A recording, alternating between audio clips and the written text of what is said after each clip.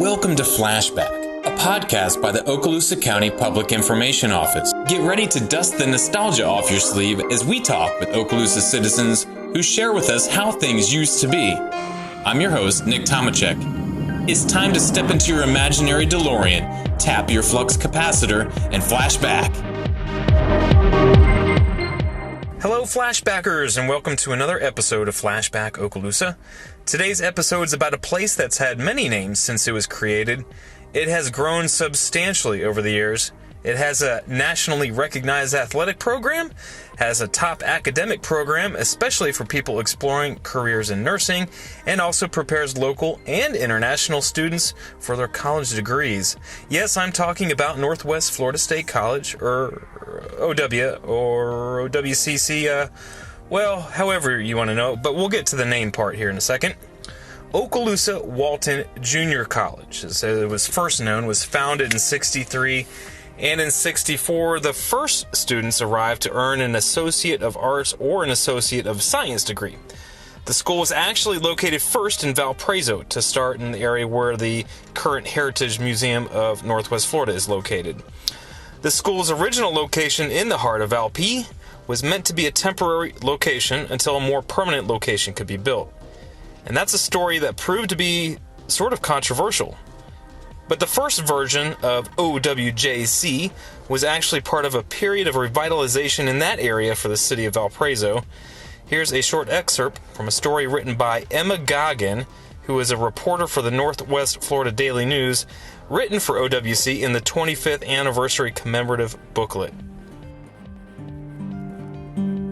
It was called Dodge City and Boggy Tech, this once business hub of Valparaiso that had the distinction of becoming a college. Rolling the calendar back into the 1920s, the business structure along the short street, which resembled the small town setting for a cowboy movie, housed a bank, a weekly newspaper, a jewelry store, hardware store, drugstore, small grocery store, and a dress shop operated by the Howell sisters.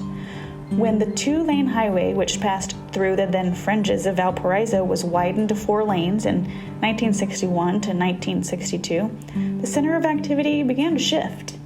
Most of the businesses deserted the old downtown section for the busier 4-lane John C. Sims Parkway. The ghost-like buildings stood vacant, about to decay from disuse, until the culmination of a dream materialized in the spring of 1964. The opening of Okaloosa Walton Junior College. Valparaiso's old business district took on a collegiate air as classrooms, administrative offices, science, library, and other facilities for the new junior college emerged out of these structures. The aged buildings were given new labels and a new life. For the charter students who arrived on the makeshift campus in August of 1964, a unique experience awaited them. They paused to listen to the carillon music floating over the campus. The music came from a quiet little community church, an interdenominational structure just around the corner from the campus. When the tempo changed as they rushed off to the bank building to attend their first classes, and later dropping by the Howell sisters' dress shop for a snack before trekking to an outdoor assembly in Perrine Park. The students referred to the campus as Dodge City. Others called it Boggy Tech by heck. So sung out spontaneously as it was reported, 6 men at the opening assembly of OWJC fall of 1964. Yes, even at the outset, it was Boggy Tech by heck.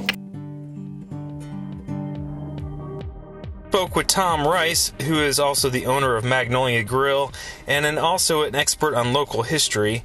He just so happened to be one of the early students from that time in Valparaiso, and he told us what it was like in those early years with the first classes at Okaloosa Walton Junior College. Downtown Valpo, when John Sims Boulevard was 4-laned, kind of like Eglin Parkway in Fort Walton, the downtown was bypassed. So little by little, the Valpo Bank was still down there, but then they built a new building up on John Sims. There was a couple of dress shops and this or that. The old bank building, the new bank building. Pretty much, it was just a main street, looked like Dodge City. in an old Western. All these empty buildings, and so little by little, the college took over buildings one at a time. It eventually, in the time I went there, I graduated from high school in, class of 66. So in 66, the University of Okaloosa Walton Junior College was, 3 years old. Several World War II barracks buildings were drug in from places around the, air base, the things that were being torn down or moved. They just put them up on wheels and drug them up there, put them in between some of the existing buildings on the old Main Street of Valpy. No air conditioning, that I think maybe there was a window unit in the president's office, but it was, we would many times sit out under the pine trees in the little park that's there, Perrine Park, and have classes. You'd sit there in the, big long needle pine trees and sit there and very laid back kind of experience. But it was a couple of years for me. I went in the Army in '69, so a couple of years of college there, and my AA degree. What kind of classes did you take? Oh gosh, it was basic. You had to take basic math, a math course, a history course. One of the courses that I took, you had to take something that was fun, and so one of the courses I took was Mr. Almanrode, Bill Almanrode, William B. Bill Almanrode taught a class that we had our choice. The first week was to choose either Time Magazine or Newsweek. And I believe we voted Time Magazine. And that was the text for the class. And it was a current events, event. And you got your grade by class participation, reading the political articles or news around the nation or news around the world, whatever, Time Magazine came out every week, as I recall. But that was the text, and so that was, if you participated, that was pretty much help your GPA. That was a pretty much easy A. I gotcha. Okay.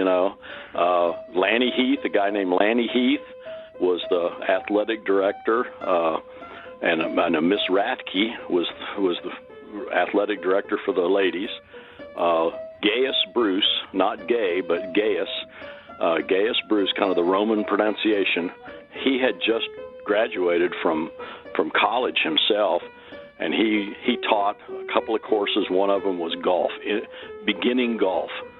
And basically we stood out on a piece of green space someplace with a couple of golf clubs and just chip balls, into a cup. I mean, it was wow. And it was and you got your credit for that particular PE. You could go to the par 3 golf course that surrounded WFTW on Hollywood Boulevard.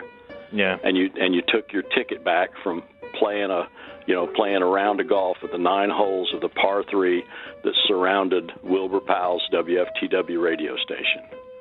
Wow. So you mentioned athletic director. What kind of other sports were being played there?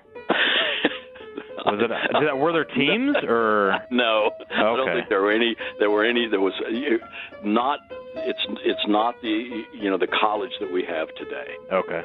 It was more intramural. Maybe some volleyball and all that.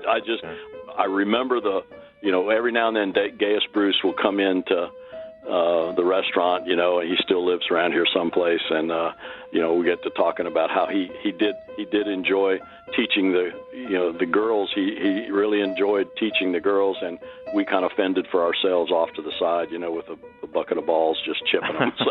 That's interesting. I hadn't heard that story. I came across an excerpt from the 25th anniversary of the college, and I guess when it started out, students, as you said, called it Dodge City, but there's another phrase I came across: Boggy Tech by heck. Boggy Tech by heck is what Dr. J. McCracken, when he came to Choctaw, like when this would have been in the class, in 65, 66, he came to the auditorium at what is Meg's now, stood up on the stage. He was very enthusiastic, a young guy, the president of the college. He was a young guy. He was Scotch. Stood up on the stage, and he was just talking to people about coming to Boggy Tech, coming to the college, in Valparaiso. And you know, that's Boggy. It was always called Boggy up there. That was one of the early names of that area, Niceville, Valpy.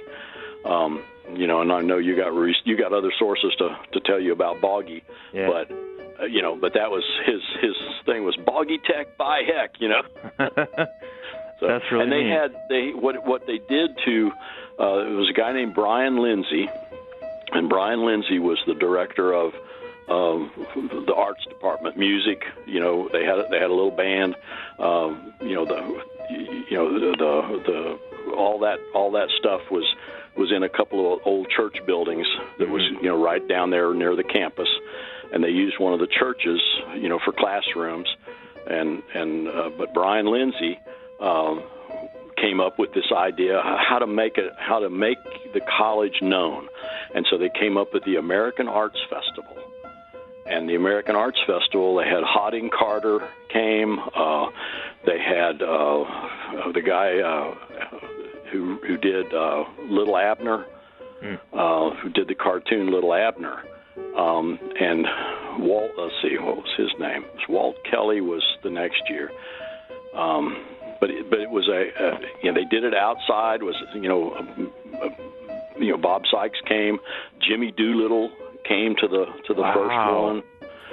You know, General Doolittle came in and out of this area quite a bit. But the American Arts Festival was held, and that was very exciting. You know, it was open air stage, you know, and these guys get up on the stage, and the guy that did Little Abner, he was quite well known for his acerbic wit. You know, he was kind of like, you know, we have these people on Fox now and MSNBC, you know, that are the talking heads. Yeah. And he was kind of like that. He was very irreverent to government, you know, that kind of thing. Question here, will you comment on the Arab-Israeli situation? Well, I think it's outrageous for 2 million bloodthirsty Israelis to terrify 78 million helpless Arabs. He was a big hit, you know, but even in those days, they brought in Agnes Moorehead, who was, you know, Endora in the TV show Bewitched. Ah, okay, yeah. Okay, so, and a movie actress, but, you know, she was remembered mostly at that point for being the witch Endora. It was a very, very well-attended event, and Agnes Moorehead, we were backstage, we got her a chair, you know, reading all the things you had to do to get ready for an artist of this caliber, and, you know, a chair, the carpet under it, a little stand to put the books on. She made sure that the lights were adjusted just right. Where was the bathroom? She wanted to know where the restrooms were, because she didn't want to go out in the lobby to try to find a restroom in a high school. So we found and the most important question she had to us, you know, and they were high school, you know, we're college kids. We were very full of ourselves, you know, 3 or 4 of us on this committee. And she went, and who has the check? And she told us, she said so many things. She was traveling alone, doing these one-night stands, and, you know, taking advantage of Bewitched, you know, her fame in Bewitched. And she said, so many times I do a show, she said, everybody comes up, wants their pictures taken, or, you know, all these little shake my hand and all that, and pictures with me. The lights start going out, and there I am standing there, and nobody has given me a check. Who has the check? Hey, yeah. This was part of the continuing exposure of the college in the community. Okay. So this was the Concert and Lyceum Committee, you know, was formed, you know, it was 7 or 8 people. You know, Mr. Almond Road, the guy I was telling you about, the book was the Time magazine. You know, our text was the Time magazine. You know, what they could do, you know, who could they get? And I think they probably paid her you know, if they paid her $1,000 for an evening, you know, and, you know, but it was such a big deal back in those days. The first construction of the Niceville campus was completed with the close of 1968, and the new 7-building complex opened its doors for classes on the morning of January 13th, 1969. The college continued to grow and went through some name changes as well. The school changed its name to Okaloosa Walton Community College in 1988, and to Okaloosa Walton College in 2004, and in 2008 to Northwest Florida State College. You'll hear more about those name changes from one of our guests here in a moment. You ask some folks around town and they still call it OW, and funny enough, I found a photo of a yearbook from 1970 that had on the cover the name Okawajuko. The success of the college is undeniable, and I wanted to get a perspective on the growth of the school from someone who had witnessed it firsthand. Bob Richburg was president of the school for over 20 years and took the reins from the original president, Dr. McCracken. Richburg still lives in the area and still is a huge Raider fan. I spoke with him recently as the men and women's basketball team for the college was headed to the National Junior College Tournament, so you may hear some references to that. Richburg also names a lot of people he worked with over the years. I felt it was important to include all of the names he listed. Many of the names I did not recognize, and because of that, maybe you haven't heard of them either. They are names of the people that helped shape the college to what it is today, and they acted behind the scenes. So I felt that the recognition was important, and of course, Mr. Richburg did too. Now to the interview. First of all, I am thrilled with this opportunity because I absolutely love the college. And, I was there from 1987 until 2009.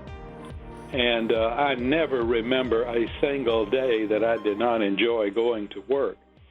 And I still miss it to this very day. It was an era of just kind of rapid student growth, facilities growth, new programs. And we had such a wonderful, and we still do, faculty that were committed to students, and we had strong administrative leadership.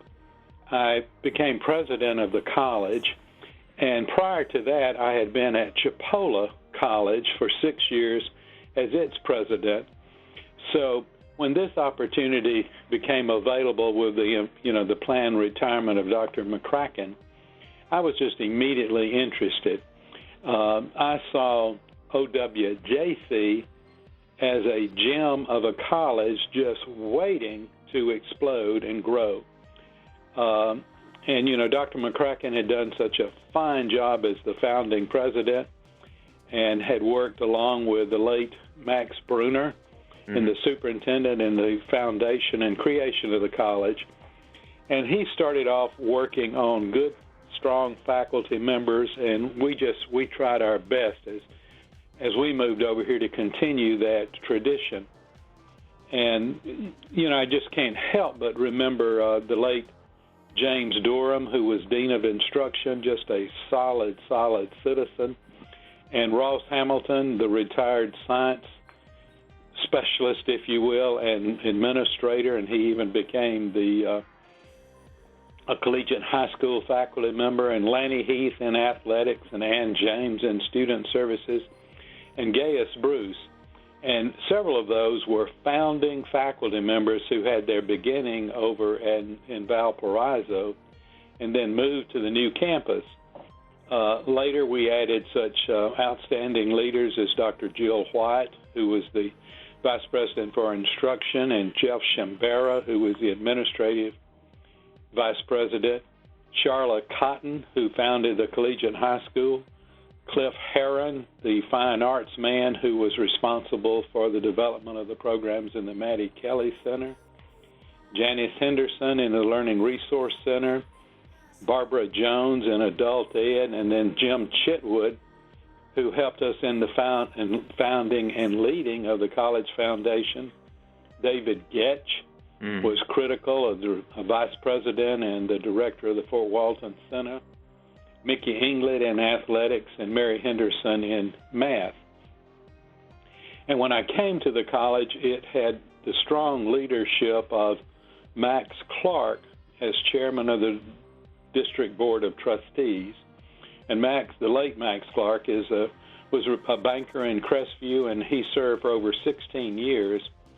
And I mention these trustees, Nick, because, sometimes they're so behind the scenes that the public doesn't realize just the major role they played in the history of the college. And a college president never, ever lose sight of the District Board of Trustees. And, Max Clark has passed on. Eileen Arpke is still living. She was a major player in the history of the college. Larry Ankers, a former county commissioner, he was a major player. Jeff McInnes, a prominent local attorney, and Pat Byrne, a businessman in this particular area. And so I arrived in 1987, and in 1988, OWJC experienced its second name, and we became Okaloosa Walton Community College. And the notion of the trustees and me was that we were going to really open this college to the community, make it available, begin new programs, and begin a period of student growth. Those early, the late 1980s and the early 90s saw us develop the College Foundation, and led by Jim Chitwood and Carla Rindley.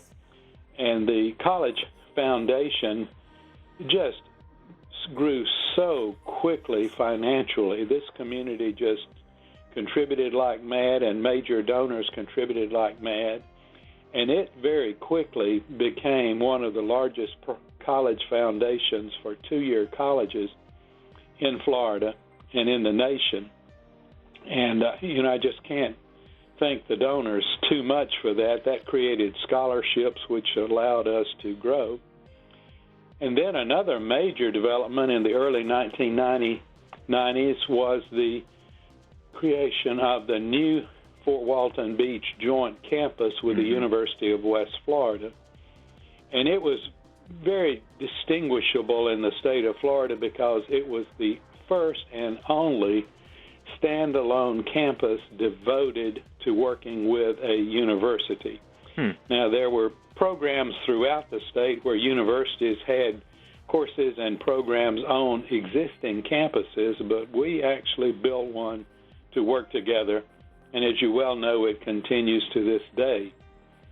Another major development in the early 90s was the development of the Maddie Kelly Arts Center, and its opening actually didn't occur until 1997, but the planning for it began in the early 1990s, and we were so devoted to becoming a center for the fine and performing arts for our service area and creating some student programs that would just be the envy of the state.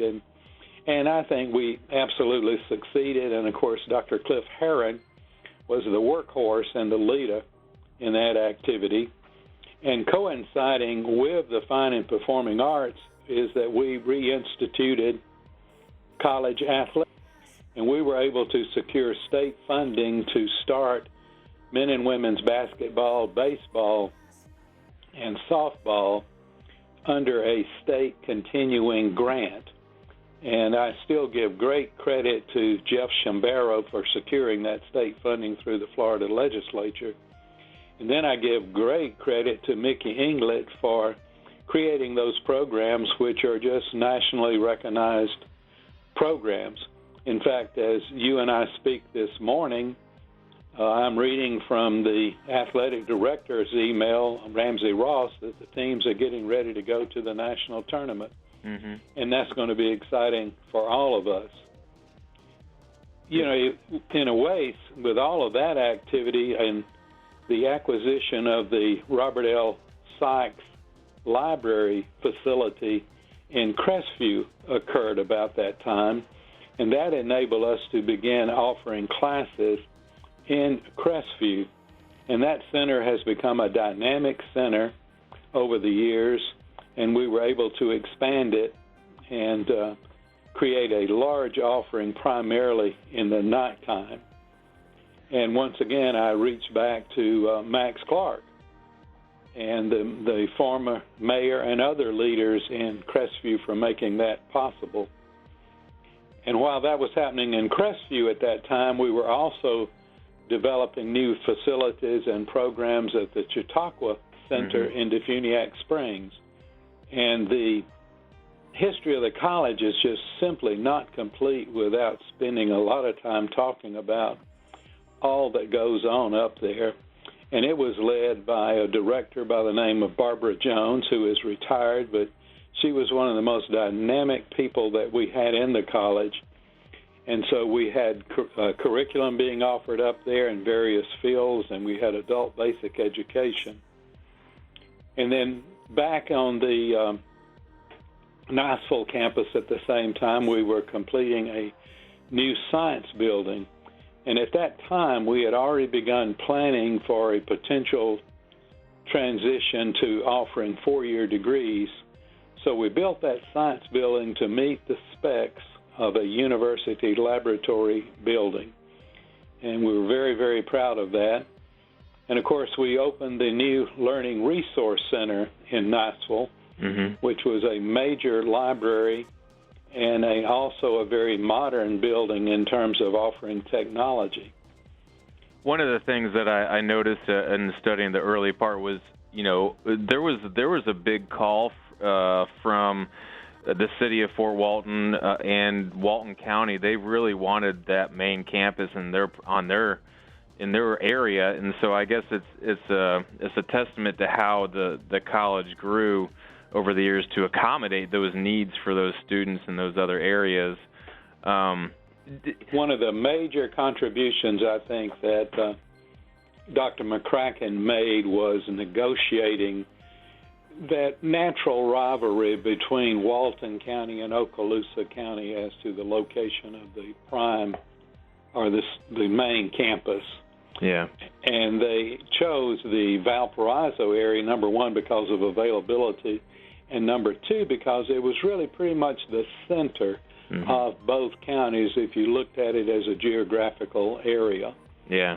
And then the late Congressman Bob Sykes was very helpful in getting the acreage for the campus in Niceville. The Northwest Florida State College, to me personally, is a very unique place for a junior college. I think it really stands out. I've never seen it rivals some colleges and universities, 4-year places like that. The campus, gorgeous. I don't know how they came up with the design of the water flowing through the entire campus, and then the facility at the arena is undeniably incredible for a junior college. As a photographer, the lighting in there is the facilities just at Northwest Florida State College are incredible. I didn't know if you had any insight. Well, our Sam Marshall architects out of Pensacola were the architects while I was there, and they were, the lead on all of those buildings you've mentioned. And our philosophy, and when I say our, I'm doing the Board of Trustees here and all the men and women who served, was that, you're going to get to build facilities one time, and you build first-class top facilities, and you don't waste money, but at the same time you don't skimp to the point that they look like they're only going to last a few years. And so the Art Center, where will you find another art center like the Maddie Kelly Center in the state college system? I don't think you will. No. Incredible. And for sure the athletic facility is, that came about because of a cooperative relationship with the county you work for, and where we were able to secure funding for joint use. In other words, you had two government facilities. You had the county who needed something for the Emergency Operations Center, and you had the college that needed facilities for its basketball programs. And you're still actively involved. You still go to all the basketball games, all the home games at the very least. We do, and we watch the away games on live streaming, and we'll be following the games out in Lubbock, Texas, and Hutchinson, Kansas next week. We also attend the orchestra. That's one of the things, you start talking about the history of the college. I could tell you more, Nick, because I'm just so proud of it. How many state colleges or 2-year colleges have a professional orchestra like we have? Right. And that was just part of the development of that Fine and Performing Arts Center, because I know I was personally committed that we were going to do as much in the fine and performing arts as we did in the athletics. We opened our first class of the collegiate high school in the fall of 2000.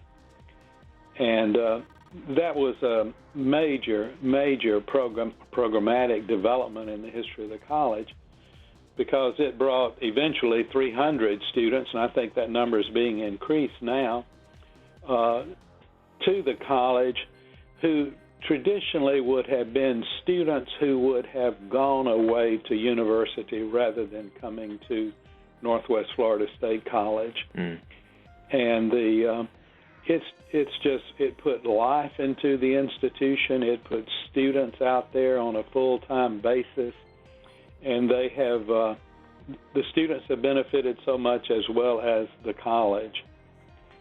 And then the other major one of the major programs I would mention to you is the health programs. Now when you, I'm a good example here. I had shoulder surgery, and many of the nurses that were looking after me were graduates of our program at the college. And that program developed in 2001 with the leadership of Wayne Campbell, who at that time was the director of the Fort Walton Beach Medical Center. And he challenged the college to move forward with the development of health programs, and so we absolutely moved forward, and now we even have a baccalaureate program in nursing. And in many ways, I think that Fort Walton Beach and Twin Cities, as well as the Crestview Hospital, were a little ahead of the game in terms of the nursing shortage, in that they pushed their local college to develop them, and we did so. And then, of course, we moved forward into 4-year programs, and as the state gave us that opportunity, we were the third 2-year college to become a baccalaureate granting state college. And we created those programs in the early 2000s, and the first one was in project and acquisitions management, and that was tied obviously to Eglin Air Force Base and to the contractors around here and to the manufacturing. And then the other program was the baccalaureate in nursing.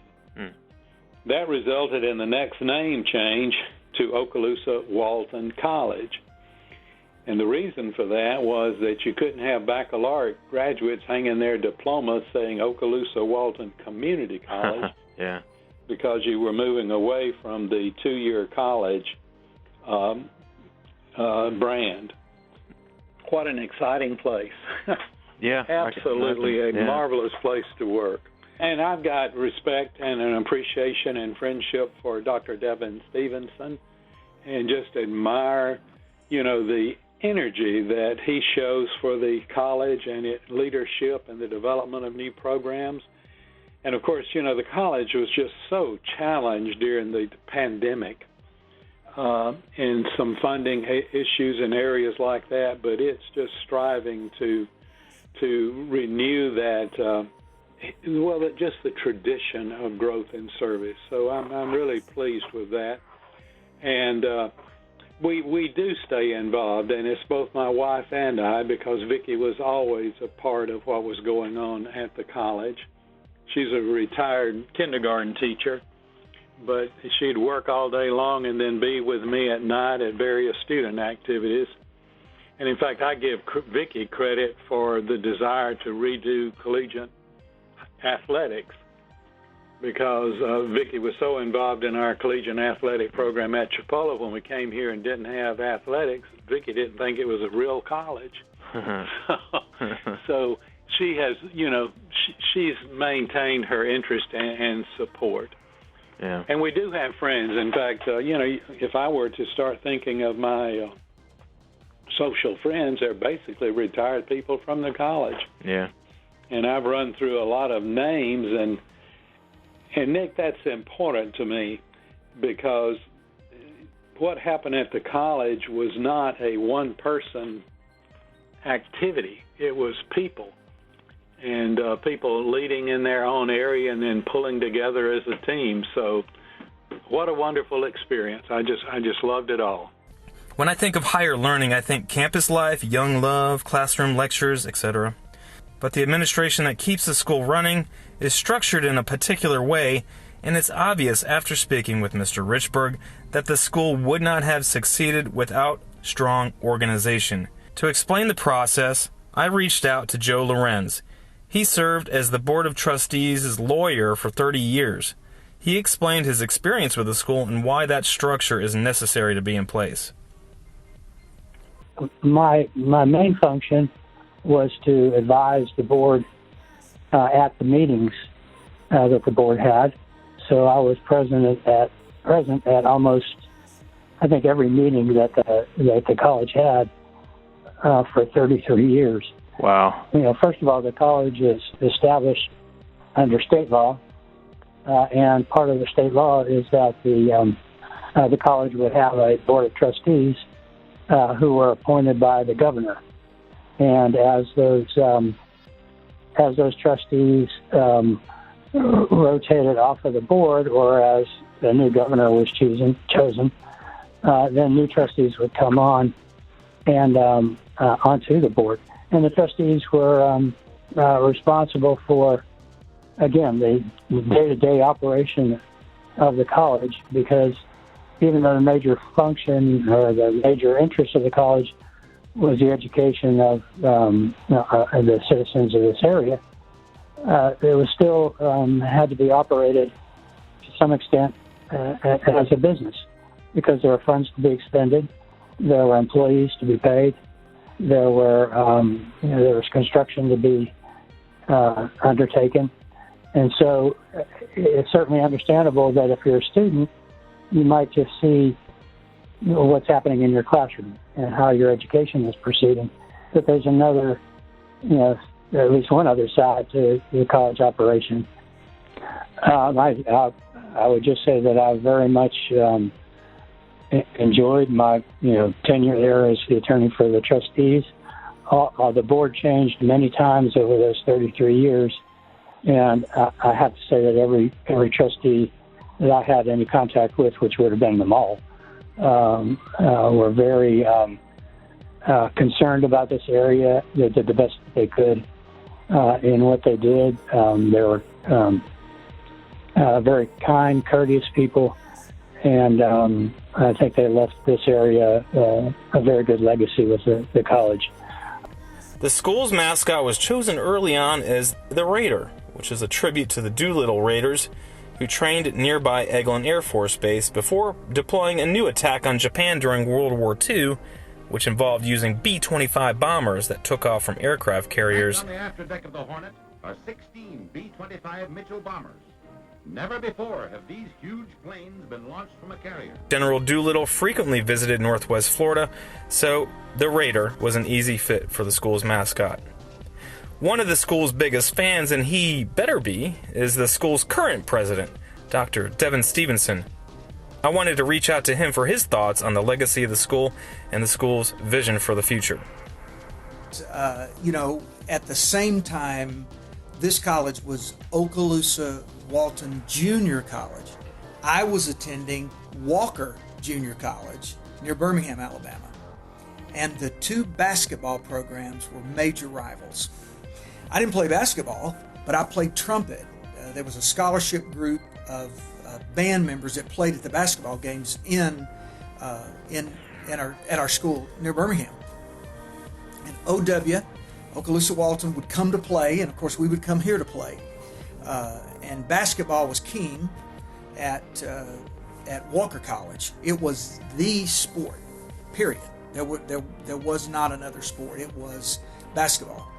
And so that rivalry really got me tuned up to this institution. Although my career led me to where I wasn't nearly as close to it, we would vacation here in Destin, but really didn't pay a lot of attention to it. So I had a connection, and I received a call about this presidency. I had been in Kentucky a year and a half. So I wasn't ready to leave, just to be frank. Really? Yeah. And after the first phone call, I had a colleague of mine who's a president near here, And he said, Devin, you really need to look at this college. And I said, I've only been here a year and a half. We're doing great things here. I can't leave these people. And then there was a second phone call when I said, I'll maybe give it consideration. And then the third phone call was really an urgent kind of thing that said, you really need to look at the institution. You could be a good fit. They would like to have your application. So my wife and I came here as tourists, and we didn't look like college presidents or the first lady at all. We had shorts and sunglasses and ball caps and tried to, come here incognito to see what is this college really about. I knew OW from Okaloosa Walton from, my college days. But what had it come to? Well, we got here, and the first place we went to was Defuniak. Then we went to Crestview. We went to Fort Walton Beach, and we came here. And we saw this campus. We saw the athletic piece, which we're very big into because we're extremely competitive. I'm a classically trained pianist, so the arts piece of that was big for me. And the connection of being able to authentically fit. You can't just fit. You have to authentically fit if you're a college president. And I realized that I could be a good fit. So I looked at the arts. I looked at the academic programs, which are excellent. I looked at the possibilities, the challenges, and thought, none of this scares me. I have worked at institutions that have had similar challenges, but I believe I can do this work. And if we assemble the right team, get everything in place, we can really make some great things happen here. And I engaged along with 130 other people that wanted to be the college president. Wow. And somehow, Nick, I came out on top. I don't know how. But it was a good thing. We bought a house, moved in that quick. Yeah. Here in Niceville, are you guys? We're in Niceville. We've lived here in Niceville the entire time. Okay. Yeah. I imagine you felt that was important, or? Yeah, and here's the deal. Judy and I are actively engaged in the life of the institution. A president cannot be disenfranchised from the life of the institution. And so we had to be close by so that we could get to the art event, so we could get to the athletic event, so we could be at the evening meetings. It's just not feasible to live 45 minutes and be effective in the leadership role. Yeah. I mean, we're champions for the college, we're champions for the students, and it's important that I be engaged. And I'll tell you this, if the leadership is not engaged, what I found is that people will mirror that kind of image. If I as a CEO, if I'm not engaged, my leadership team, our leadership team is not going to be nearly as inclined to be as engaged because they don't see the president. The president does play a critical role in setting the culture, setting the pace for the institution. So talk about some of the things that some of the changes that you've seen since you've been here, maybe instituted, and what that has done for the college going forward. Well, I think, if you look at the enrollment numbers, all community colleges, almost 1,100 across the country have suffered because of the pandemic. But prior to that, as far back as probably around 2010, 2011, enrollments in community colleges began to decline. And it's a national standard. I will tell you that it's been difficult to figure out, to understand, to synthesize why colleges have suffered enrollment. You can't really put your finger on it because traditionally, when the economy has such a dive, when it declines, enrollment at the state colleges and community colleges increase. It's been that way. It's been that way since they started. Most of the lion's share of institutions like this one started in 64, but in the 60s, you saw the greatest increase. There are some that started as early as the 1940s. The very first one started in the early 1900s in Chicago, Illinois. But all of them have experienced this same kind of dynamic, and we're still trying to figure out what this is all about. We're still climbing out of the pandemic. So I think the greatest challenge, we're narrowing the gap, and we're seeing our 2020 2020 numbers beginning to come closer. In fact, it was that spring semester. I think this is the number one challenge you asked me about, Nick. The number one challenge is enrollment.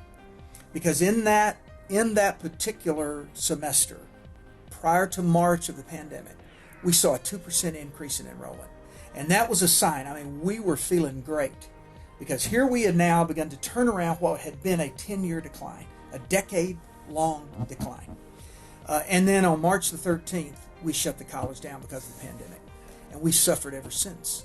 And so now we're beginning to see a slight turnaround. We've been able to retain our stability financially because we have excellent people here.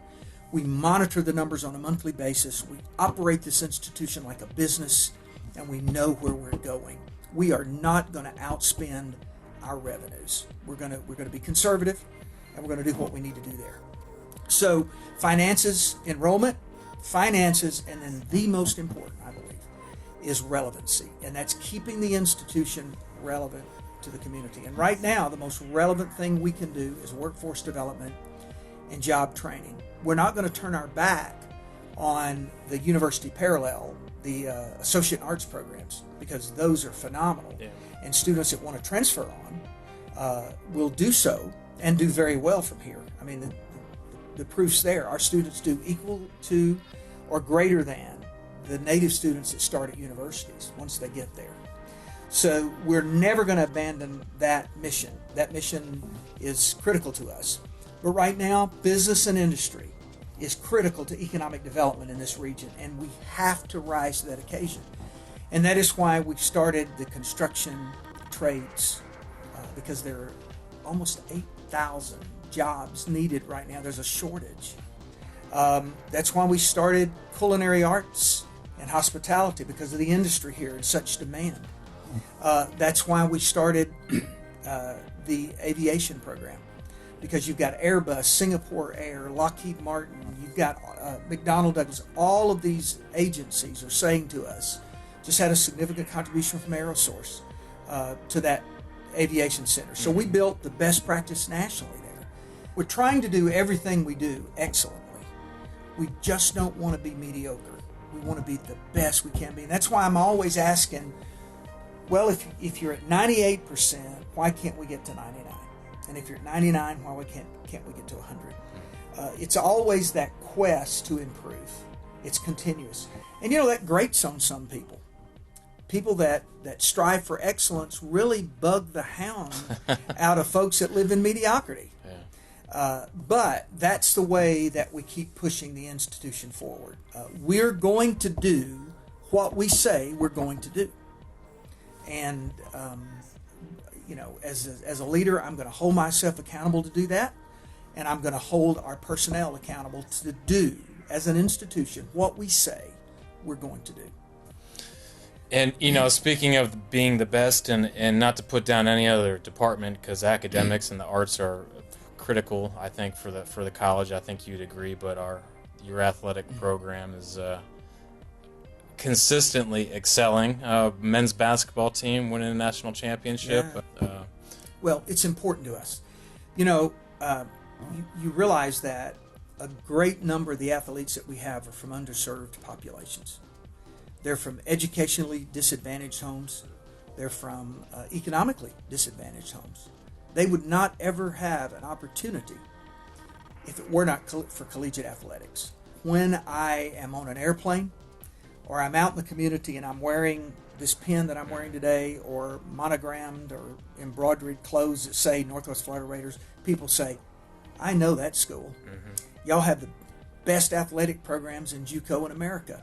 Well, that makes me proud, and it does set forth a standard of pride, and not a vainful pride, but a pride that we do things right. And then I'll look at the athletes that come through here and how they move to Division I and make a mark. And they're always talking about Northwest Florida State College and how we gave them the opportunity and launched their career. So what I want to do is provide the resources that keep those programs on the bleeding edge of excellence. I want them to always be striving for perfection. It was Vince Lombardi, that the great football coach, that said, well, you'll never catch perfection, but if you chase it, you'll catch excellence. And so that's what I tell these coaches. Let's chase perfection, and let's do everything the best we can. So that's why we built that phenomenal new indoor practice facility for baseball and softball. Well, look, it's paying off. We're able to recruit higher level players, and they never miss a day of practice. We're about to build the finest student housing that can be built, I think, anywhere on any college campus. Really? And it will be built, and we'll open it August of 2023.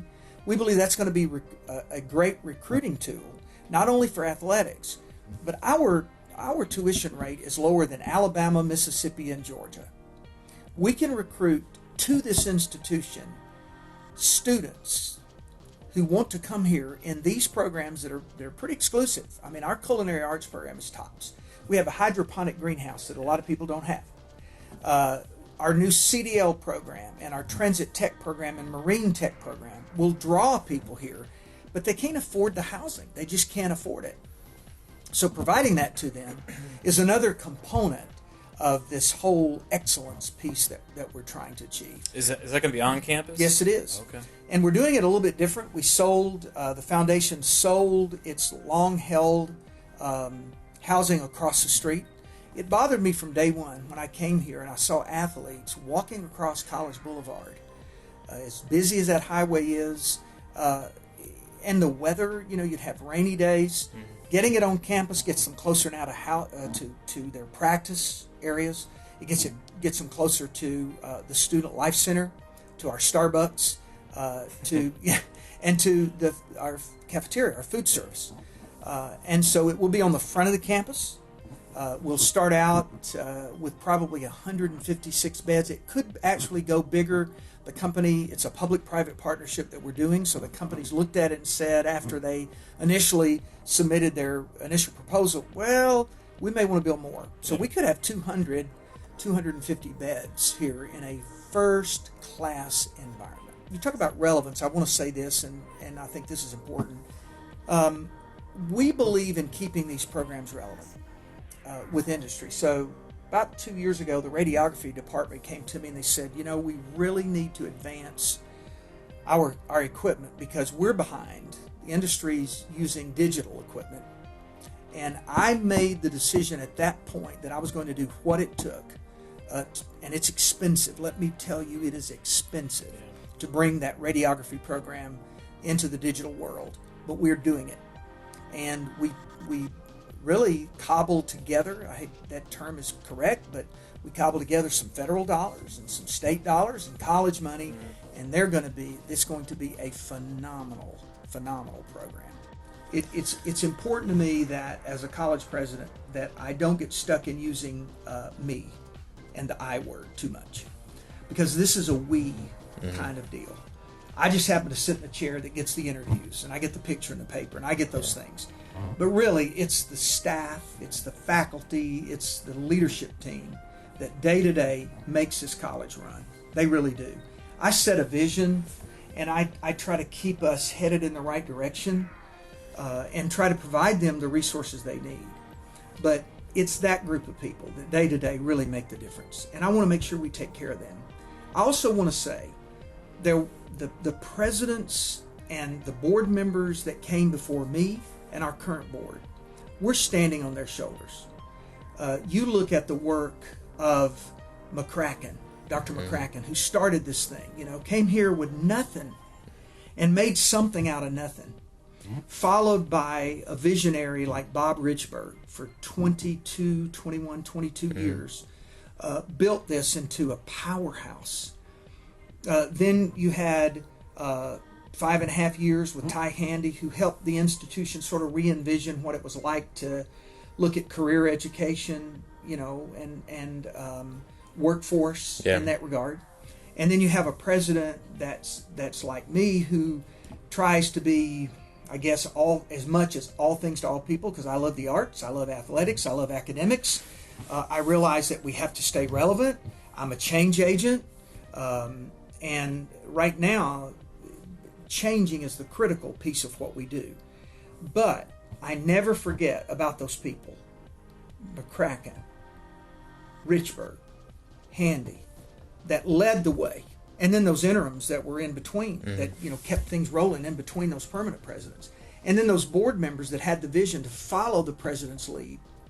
And I certainly can't leave this interview without saluting our current board, because they've been with me every step of the way as I've laid out a very, very ambitious vision for this institution to set up all these programs and to expand our capacity in every way. They've been right with us, and they help us think through things. I am not a know-it-all. I depend on people to help me with an idea or a vision, and I'll present it, and then I say, all right, you add meat to this vision. Let's add fullness to this vision. And I don't want it to be a tunnel vision. I want it to be full, and I want it to be future-proofed. And you got to help me do that. How can we make it better? And so it comes from collaboration and working together, but it also comes from a past visionaries and leaders who set this institution up for success. To outsiders, hearing about a junior college in the panhandle of Florida may sound like small potatoes. But it's clear to me and to those in our community that the impact Northwest Florida State College and its numerous campuses has had in this region is huge. It's grown from being a little-known Boggy tech to an accredited academic institution that teaches skills varying from nursing to the arts, while maintaining a stellar athletic program and doing all of these things in facilities so inviting and next level that they rival four-year colleges and universities.